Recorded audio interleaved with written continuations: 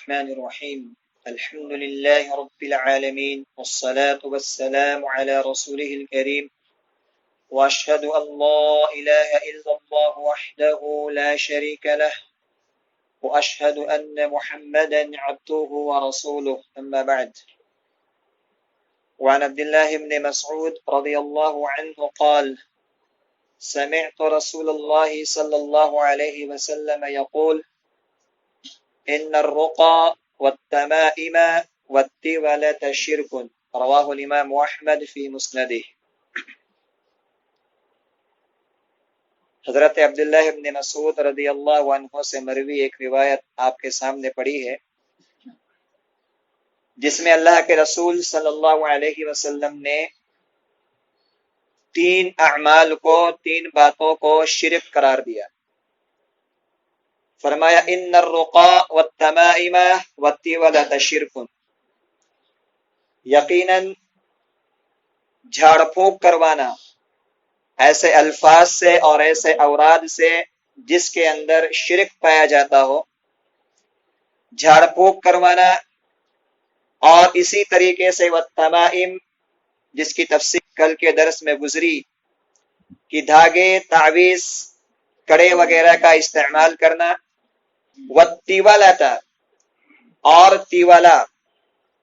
اس کی تفسیر عبداللہ ابن مسعود رضی اللہ تعالی عنہ نے خود بیان کی ہے، اور وہ یہ ہے کہ شوہر اور بیوی کے درمیان آپسی محبت کو قائم رکھنے کے لیے کوئی عمل کروانا،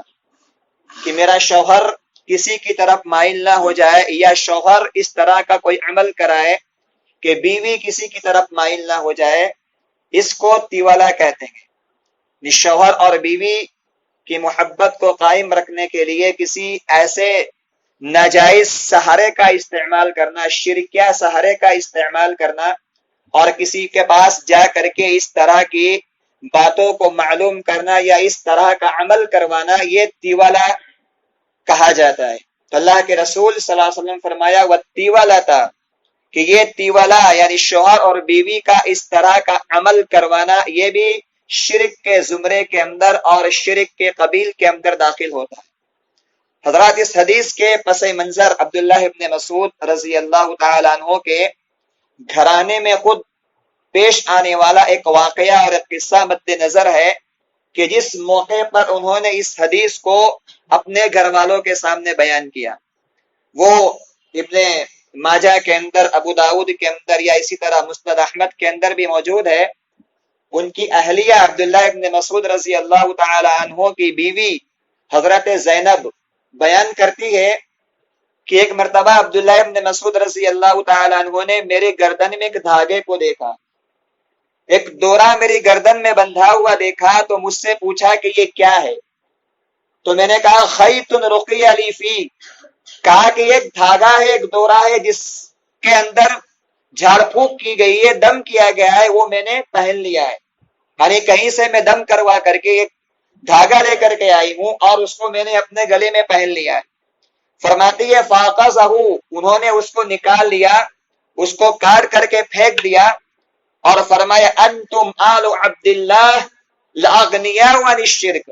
کہا کہ عبداللہ ابن مسعود رضی اللہ تعالی عنہ کا گھرانہ، ان کا خاندان تو شرک سے بہت دور ہے،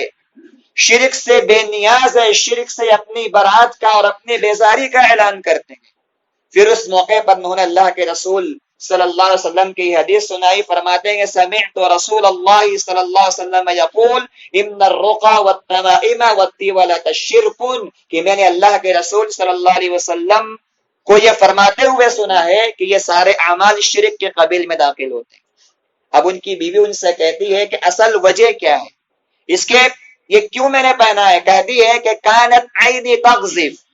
کہا کہ اصل میں میری آنکھ کے اندر بہت درد رہتا تھا، اور میں آنکھ میں درد کی وجہ سے بےتاب رہتی تھی، تو میرا آنا جانا کسی یہودی کے پاس سے رہتا تھا، تو ایک مرتبہ اس کے پاس جا کر کے میں نے اس سے یہ شکایت کی، تو اس نے مجھے یہ دھاگا لکھ کر کے دیا، دم کر کے یہ دھاگا دیا، اور اصل میں جب بھی میں اسے لٹکاتی تھی یا جب بھی اس کو میں اپنے گردن کے اندر یا اپنے گلے کے اندر اس کو باندھ لیتی تھی تو مجھے سکون ملتا تھا، مجھے راحت مل جاتی تھی۔ یہ ایک یہودی کا عمل ہے اور اس نے کچھ پڑھ کر کے مجھے اس کو دیا ہے، اور جب بھی میں اس کو پہنتی ہوں تو مجھے راحت ملتی ہے، مجھے سکون ملتا ہے۔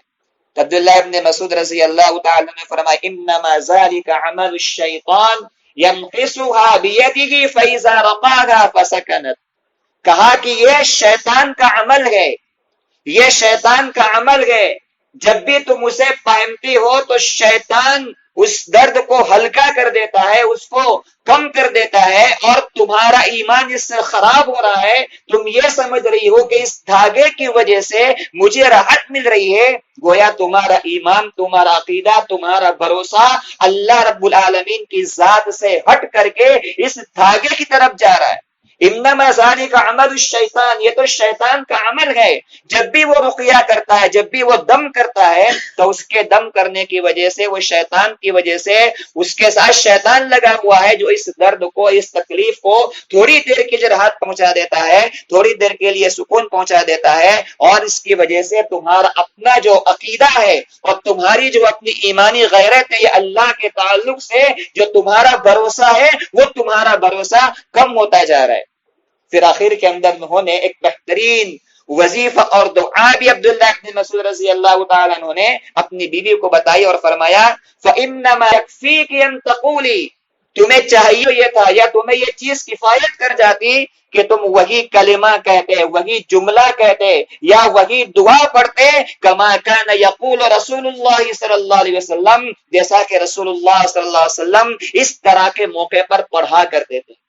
وہ کیا تھی؟ فرمائے اذهب الباس رب الناس واشف انت الشافي لا شفاء الا شفاءك شفاء لا يغادر سقما، کہ اللہ کے رسول صلی اللہ علیہ وسلم یہ دعا اس موقع پر پڑھا کرتے تھے، اذهب الباس، تکلیف کو ختم کر دے لوگوں کے رب، اے لوگوں کے رب، لوگوں کے پالنہار، مصیبت کو، تکلیف کو، مرض کو ختم کر دے۔ وشف انت الشافی، تو شفا دے، انت الشافی، تو شفا دینے والا ہے۔ شفاء لا یغادر سقما، اللہ ایسی شفا دے، ایسی شفا دے کہ جو شفا کسی بیماری کو نہ چھوڑے۔ اب اس دعا کے مفہوم پر، اس کے معنی پر غور کیجیے۔ اللہ کے رسول صلی اللہ علیہ وسلم نے کتنی بہترین نام اور پیاری معنی خیز دعا بتائی ہے، شفاء لا یغادر سقما، اللہ کا سوال کرتا ہوں، جو ایسی شفا کا سوال کرتا ہوں جو کسی مرض کو نہ چھوڑے، سارا مرض میرے جسم سے، جو بھی مرض ہو، جو بیماری ہو، وہ بیماری مجھ سے ختم ہو جائے۔ عبداللہ ابن مسعود رضی اللہ تعالیٰ نے فرمایا تمہیں چاہیے یہ تھا تم اس ورد کو، اس وظیفے کو، اس دعا کو اپنے اذکار کے اندر، اپنی دعاؤں کے اندر شامل رکھتی اور اس کو پڑھ کر کے اپنے آپ پر دم کرتی، تو اس کے دم کرنے کی وجہ سے اللہ سبحانہ و تعالیٰ تمہاری مصیبت، تمہاری تکلیف کو، تمہاری اس آنکھ کی تکلیف کو، پریشانی کو دور کر دیتا۔ لیکن تم تو اس راستے پر چلی گئی جو راستہ شیطان کا راستہ ہے۔ تو اس حدیث سے اور اس بات سے پتا چلتا ہے کہ ایک آدمی کو اس معاملے کے اندر محتاط رہنا ہے، اور یہ جو معاملات ہے اس قسم کے،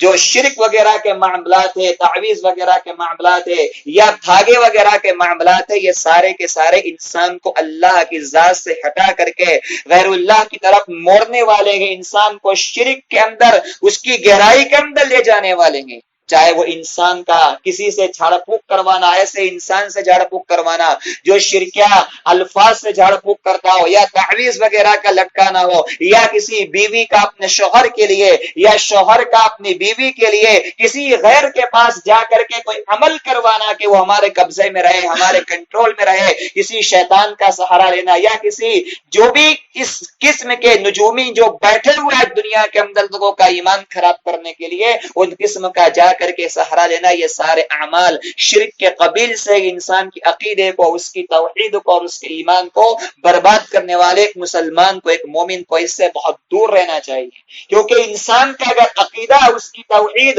خطرے کے اندر پڑ گئی یا وہ نکل گئی تو اس کے سارے عمل برباد ہو جائیں گے۔ انسان جتنی بھی نمازیں پڑھے، اس کے اعمال جتنے خوبصورت ہو، اخلاق کتنے خوبصورت ہو، اس کی زندگی کا طرز عمل جتنا ہی اچھا کیوں نہ ہو، لیکن اگر اس کا ایمان، ایمان، اس کا عقیدہ اور اللہ کے تعلق سے اس کا بھروسہ، یہ چیزیں اگر کمزور پڑتی ہے، اس میں کھوٹ آتی ہے اور شرک داخل ہوتا ہے، تو اس کے داخل ہونے کی وجہ سے اس کے یہ سارے اعمال اور اس کی ساری یہ اچھائیاں اور اچھے اخلاق اور اچھے کردار کی یہ ساری باتیں اس کے لیے نجات کا ذریعہ نہیں بن سکتی۔ اللہ سے دعا ہے کہ اللہ ہمیں حدیثوں کو پڑھنے، سمجھنے اور عمل کی توفیق عطا فرمائے۔